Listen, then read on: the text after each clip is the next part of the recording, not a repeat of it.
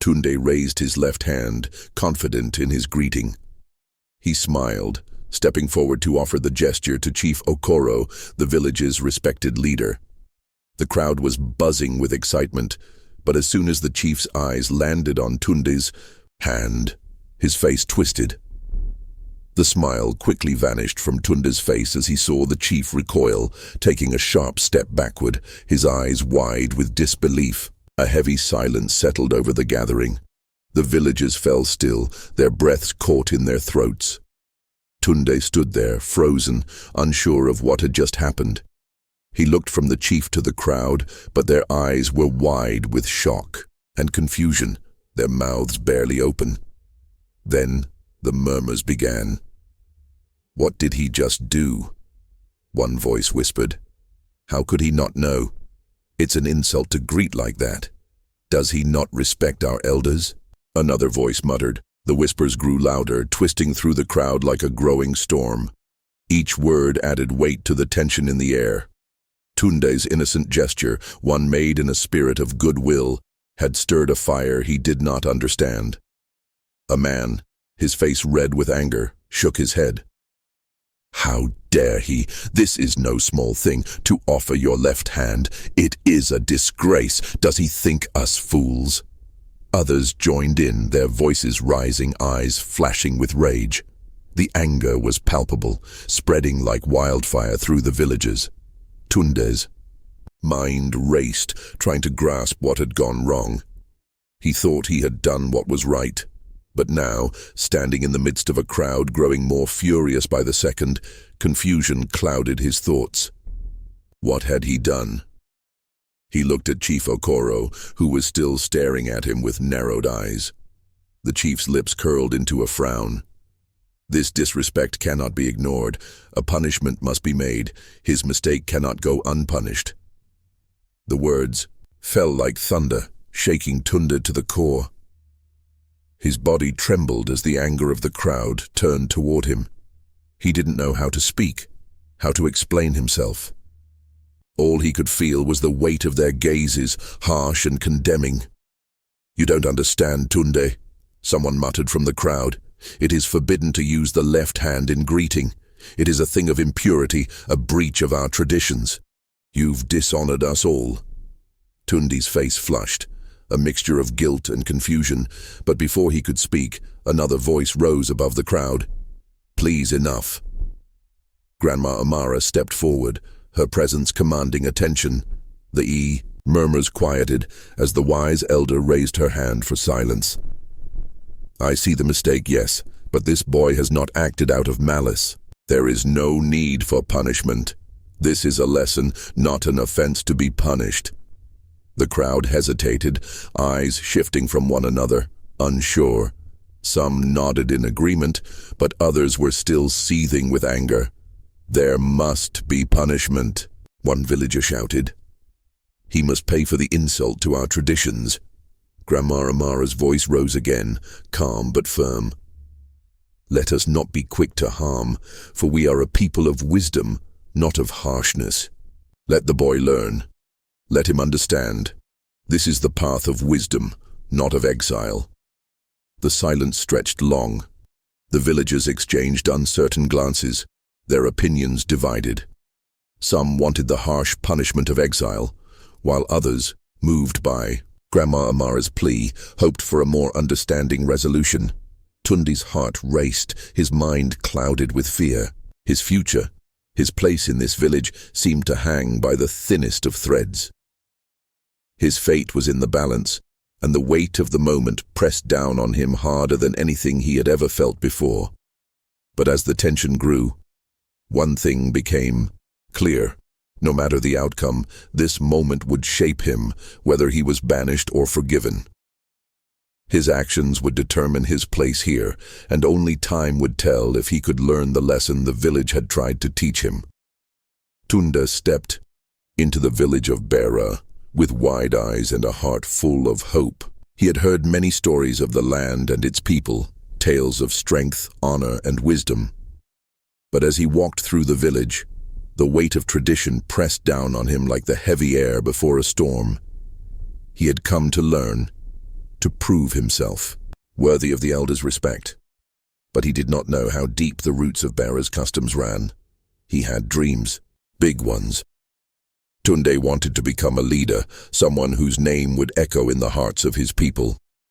He wanted to learn from the greatest, to absorb the wisdom of Chief Okoro, so that one day his own village would look to him for guidance. But there was more than ambition in his heart. He carried a burning desire to understand, to lead with honor, and to show the world that his spirit was strong enough for the task. But Tunde's path was not an easy one. He had come from a village where the rules were not as strict, where traditions were more flexible. In Bera, every step had meaning, every gesture a lesson. He did not know that his past would be a challenge, nor that his ignorance of these traditions would put him at odds with the very people he hoped to impress. Chief Okoro was a man of immense power and respect.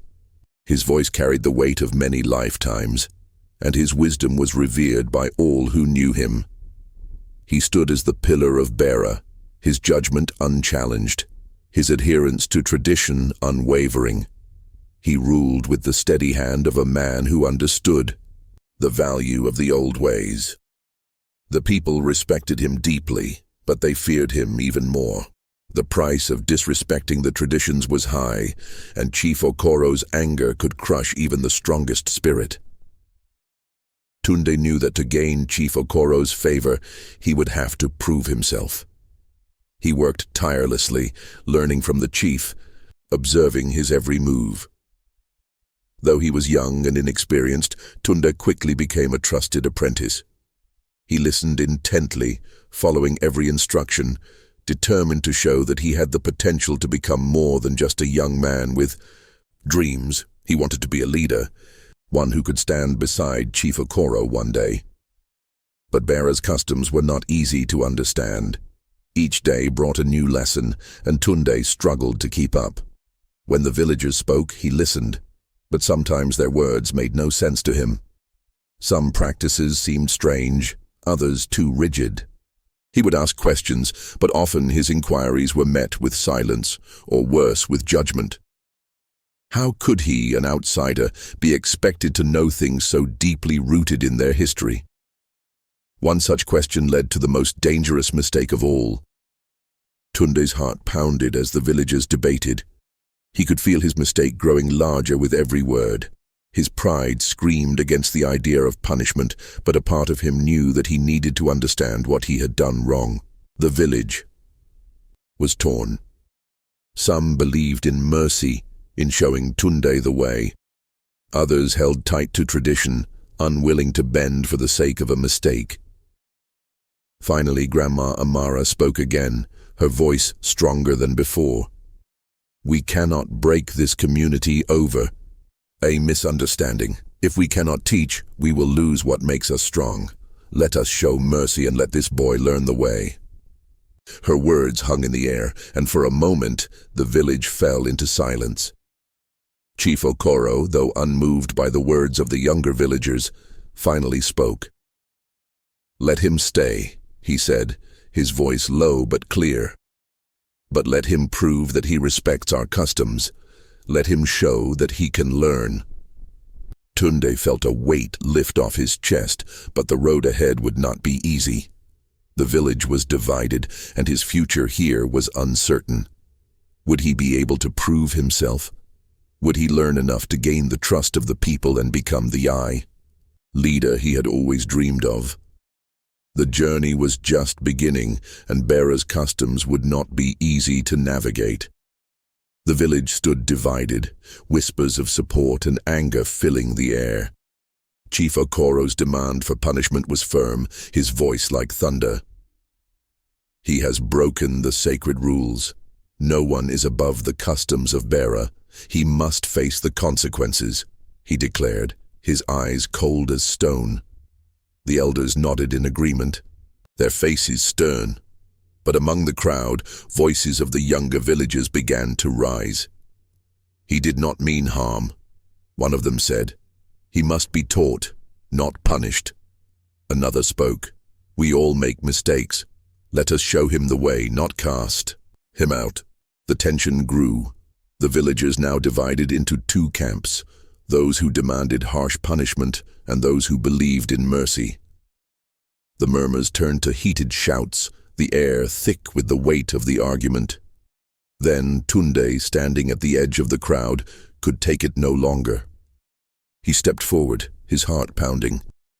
"This is wrong," he shouted, his voice cutting through the chaos. "I did not mean to insult anyone. My mistake was unintentional. I only wanted to greet the chief as I knew how."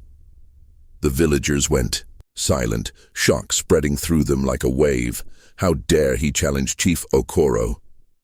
Tunde had spoken against the chief, against their ways, and now the crowd's anger turned on him. "You dare speak like that to the chief?" one elder growled. "You think your words can change the customs of Bira?" The air grew tense, the murmurs now heavy with condemnation. "Punish him! Teach him respect!" one elder shouted. "No mercy!" another cried. The younger villagers, however, still whispered to one another. "He doesn't know. He is only a child in our ways. He needs to be taught." The tension was unbearable. The old ones wanted justice, and the young ones saw only a lesson that could be learned. But in the middle of it all, Grandma Amara, wise and calm, stepped forward. Her presence silenced the crowd. She raised a hand, signaling for peace. "The boy is not evil," she said, her voice steady. "He is not a fool nor a disrespectful one. He simply does not know.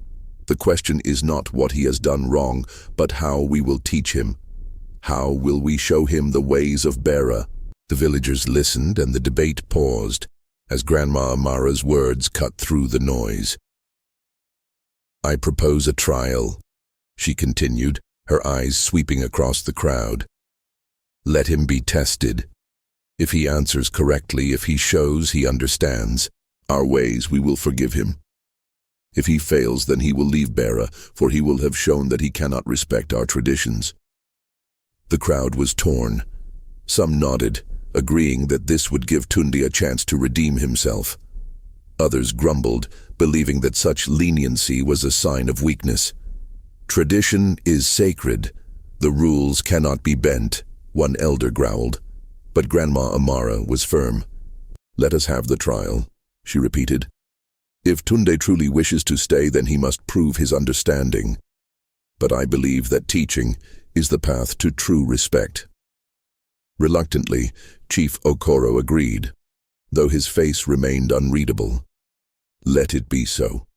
We will see if this boy has the wisdom to remain among us." The village buzzed with anticipation. Word spread quickly, and soon everyone gathered to witness the trial. The entire village stood, waiting to see if Tunde could meet the high expectations of Bera's customs. Tunde's heart raced as he stepped forward. The eyes of the entire village were upon him, each gaze a weight he felt deep in his chest. He had not expected this. He had only wanted to learn.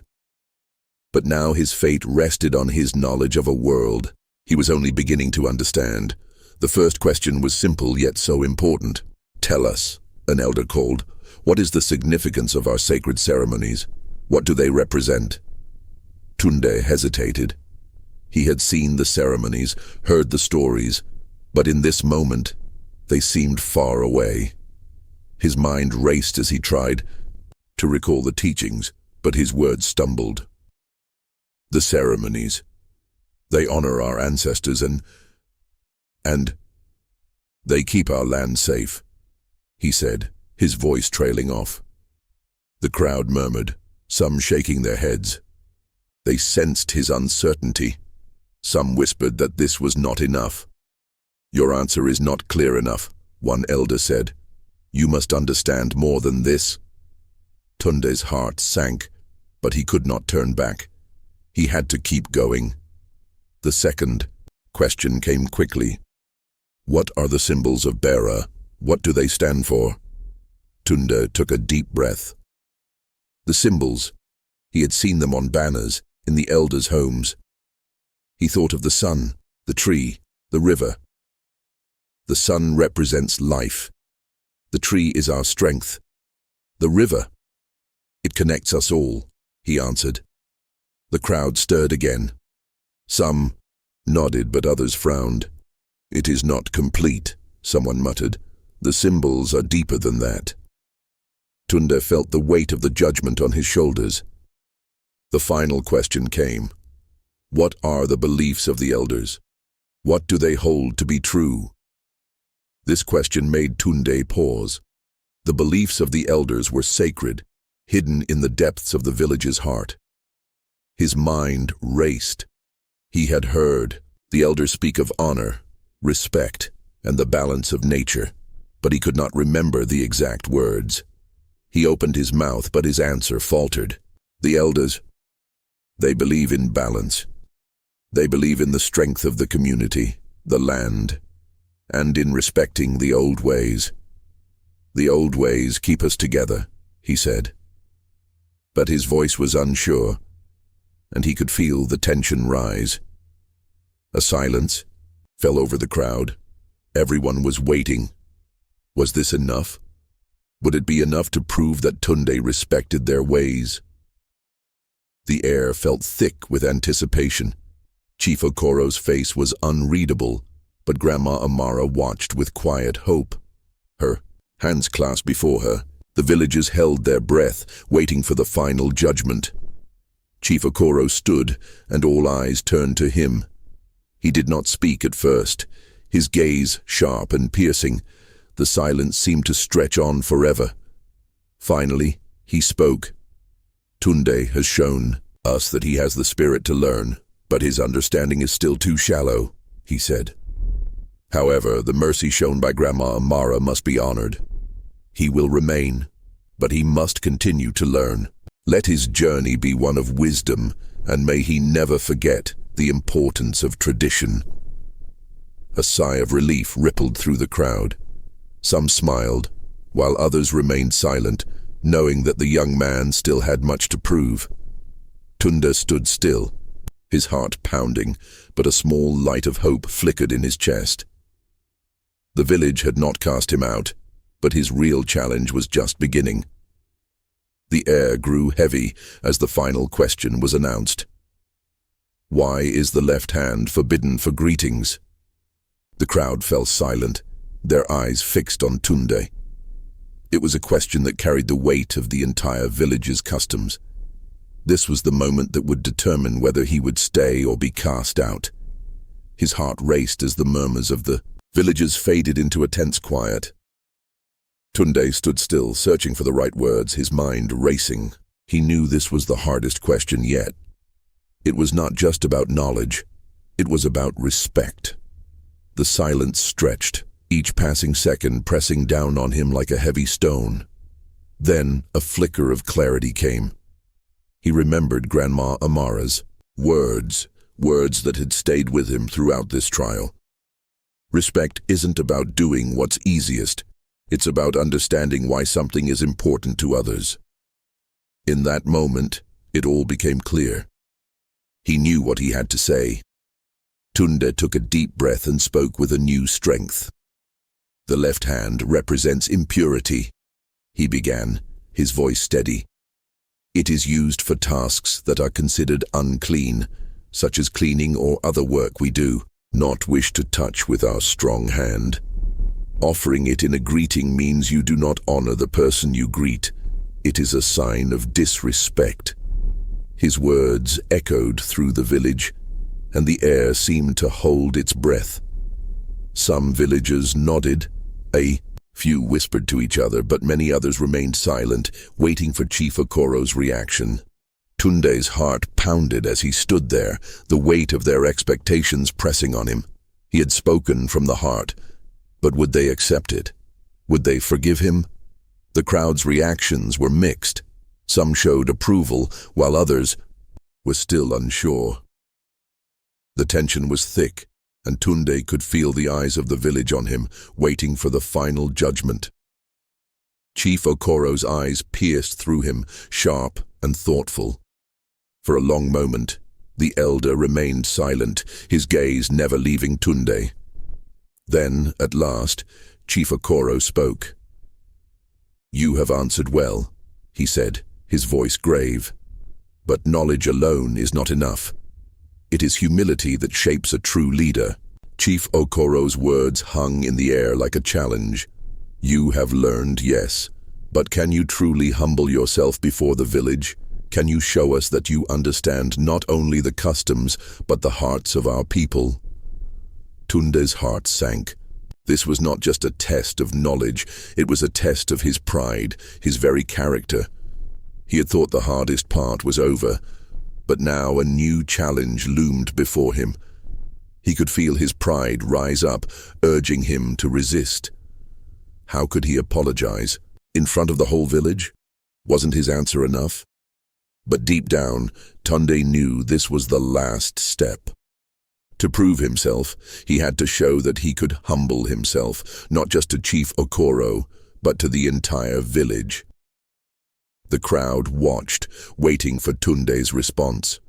He took a deep breath and stepped forward, his legs shaking. He opened his mouth, but his voice faltered. For a moment he could not speak. Then the words came, slow but steady.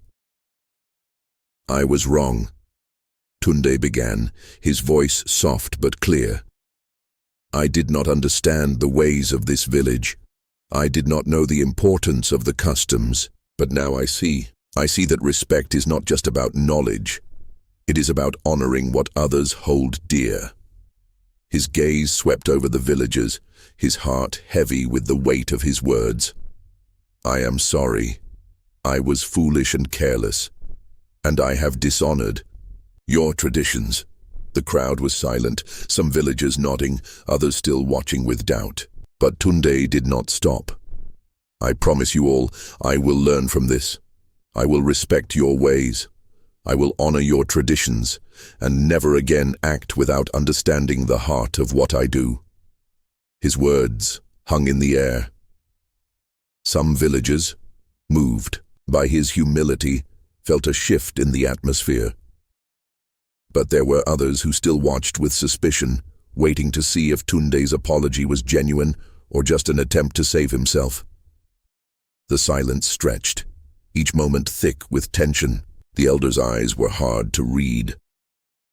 Chief Okoro stood still, his face impassive, while Grandma Amara watched quietly, her gaze full of hope. Finally, Chief Okoro stepped forward. The village held its breath, waiting for his judgment. His voice was firm but carried an unexpected warmth. Tunde, he said, you have shown humility. Your words have shown that you have learned, not just from your mistakes, but from the spirit of our people. The crowd's tension began to lift, though some still watched with uncertainty. Chief Okoro turned to face the village. The customs of Bera are not just rules. They are the soul of our community. You have respected that soul today. Therefore, I accept your apology. You will remain with us, and you will continue to learn. A wave of relief rippled through the villagers. Some clapped, others whispered among themselves. But the tension had broken. The village had spoken, and Tunde had proven that he could learn not just the rules, but the deeper truths that held them together. Tunde stood, his heart lighter than it had been since he arrived in Bera. He had faced his toughest test, and now he had the chance to truly prove himself. As the applause grew, Tunde knew that this was only the beginning of his journey, a journey of respect, learning, and community. The village was still divided. Some villagers whispered among themselves, uncertain if Tunde's apology had truly been heartfelt. Was it a clever trick to save himself, or had he genuinely learned his lesson? Others, however, felt the courage in his words and the sincerity in his actions. They saw a young man who had faced his mistakes with humility and stood before the whole village to make amends. Among them stood Grandma Amara, whose wisdom had guided Tunde throughout his trials. She stepped forward, her voice calm, yet powerful, as she addressed the crowd. You have shown growth, Tunde, she said, her words clear as a bell. This is how one earns the respect of others, not by avoiding mistakes, but by owning them and learning from them. Her words were like water on dry soil, nourishing those who had doubted Tunde's sincerity. Still, Chief Okoro stood silent, his expression unreadable. He had watched the young man with careful eyes, never once showing approval or disapproval. But as Tunde looked at the elder, he noticed something different, a softening in his gaze. The stern chief's face remained stoic, but his eyes now held a hint of something else. There was a quiet approval there, unspoken but undeniable. The elders gathered in a tight circle, their voices low and steady. They debated among themselves, each one weighing the past and the present, considering the balance of tradition and change. Finally, the decision came. Tunde will not be exiled, one of the elders declared, but he must prove himself worthy of our trust. A murmur passed through the crowd, some nodding, others waiting for what would come next. Tunde's heart pounded in his chest as he listened. He had been given a chance to show that he was not just a man of words, but of deeds. His journey was far from over. With gratitude flooding his heart, Tunde stepped forward. "I will work hard to earn your trust," he promised, his voice steady and strong. "I will not disappoint you." The elders nodded in unison, and Tunde knew this was just the beginning. The path ahead was not easy. He would face trials, tests that would push him to understand not only the customs of the village, but the deeper responsibilities of an elder. He could not fail. As Tunde began his new journey, each trial tested him in ways he had never imagined. Patience, wisdom, and understanding became his constant companions. He learned to listen deeply to the elders, not just to their words, but to the lessons hidden in their silence. The weight of responsibility was heavy, but Tunde carried it with a growing sense of purpose. He knew that every step forward was one toward earning the true respect of the village. Slowly, the tension in the village began to ease. The once uncertain villagers watched as Tunde faced each challenge with determination. Some still doubted, but others began to see the change in him. Tunde was no longer the man who had made a mistake. He was becoming something more. His respect for the village and its customs grew, and with it, so did the respect of those around him. Chief Okoro, though still stern, began to recognize Tunde's growth. No longer did he see the young man as an outsider, but as someone who could one day lead. He gave Tunde more responsibility, challenging him to make decisions, to test his patience and judgment. Each time, Tunde met the challenge with wisdom beyond his years. And with each test, his bond with the chief grew stronger. The villagers, once divided, now began to unite behind Tunde. They saw a man who was not perfect, but who had the heart to learn, to grow, and to lead. The once turbulent atmosphere in the village began to shift. Hope began to stir, and the air felt lighter, filled with the promise of a new era. Tunde's final test came during a village ceremony.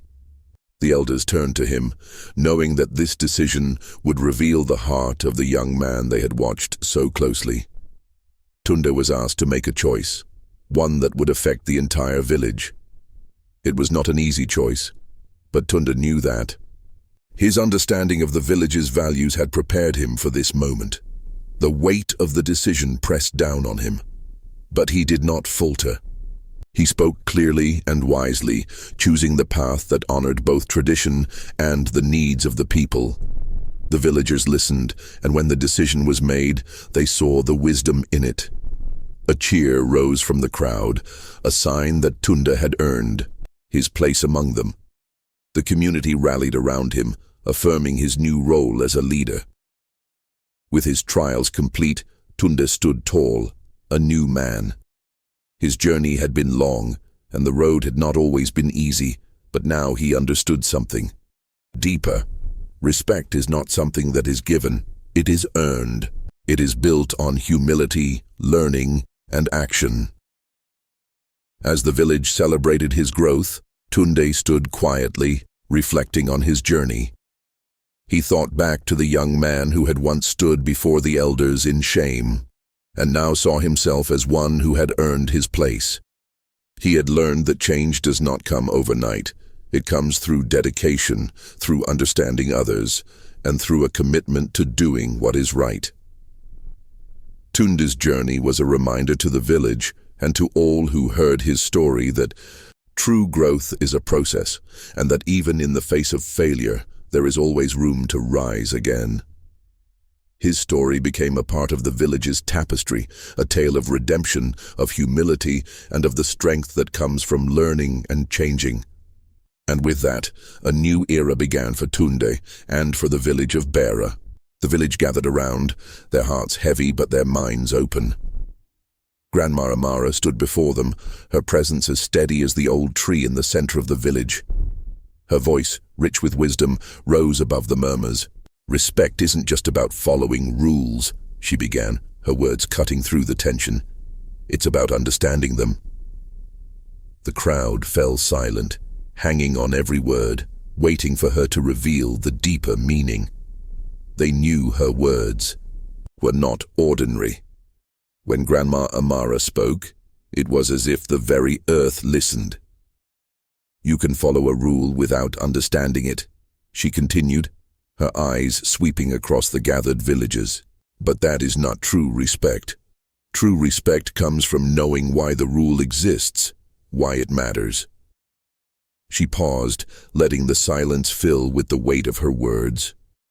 The villagers stood still, reflecting on the deeper layers of respect they had never considered. "It is not enough to know what to do," Grandma Amara said, her voice softer now. "You must also know why you do it." The villagers murmured, the truth of her words sinking into their hearts. The elders nodded slowly, their faces thoughtful. They had spent years enforcing customs, but had they ever truly understood the reasons behind them? Had they passed on the essence of tradition or simply its outward form? Grandma Amara's voice grew firm again. "Traditions must be honored, yes, but it is equally important to understand the reason they exist. Without understanding, they become empty rules, no better than dust in the wind." The villagers turned their eyes toward the young man who had caused the storm, Tunde. He stood quietly, his head lowered in humility, but his heart full of the lesson that had unfolded before him. The mistake he had made was no longer just a mistake. It had become a bridge to understanding. "Remember," Grandma Amara said, her gaze gentle on Tunde. "Tunde made a mistake, but it is not the mistake that defines him. It is how he learns from it that will shape his future." The villagers, once so ready to judge, now saw the deeper lesson. Mistakes were not marks of failure, they were the very soil from which wisdom could grow. The murmurs of the crowd changed, shifting from judgment to reflection. There was no shame in learning from one's errors. There was only strength. "True respect," Grandma Amara said, her voice rising once more, "is not about punishing mistakes. It is about learning from them. Each one of us will fall at times, but how we rise, how we grow, defines who we are." The words hung in the air like a promise, a call to embrace growth rather than fear punishment. The villagers felt the weight of the past lift, replaced by a new understanding of what it meant to respect not just the traditions, but the people who carried them. Grandma Amara's voice softened as she concluded, "Let us remember that tradition, without understanding, is empty. Respect, true respect, grows from wisdom and the willingness to learn." The crowd was still now, as if the earth itself had paused to listen. They had walked a difficult road, but now they saw the path forward with clear eyes. A new dawn had broken in the village, one where growth, understanding, and respect would lead them all. The villagers, once divided, now stood united in a common purpose. They no longer saw mistakes as something to punish, but as opportunities to grow. The journey was not about perfection, but about learning, forgiving, and moving forward together. With Grandma Amara's final words still echoing in their hearts, the village embraced the lesson. They were no longer just a community bound by rules. They were a community bound by respect, wisdom, and a shared commitment to understanding the deeper truths that shaped their lives. And as the last of the tension lifted, the village knew. True respect was a journey that would never end.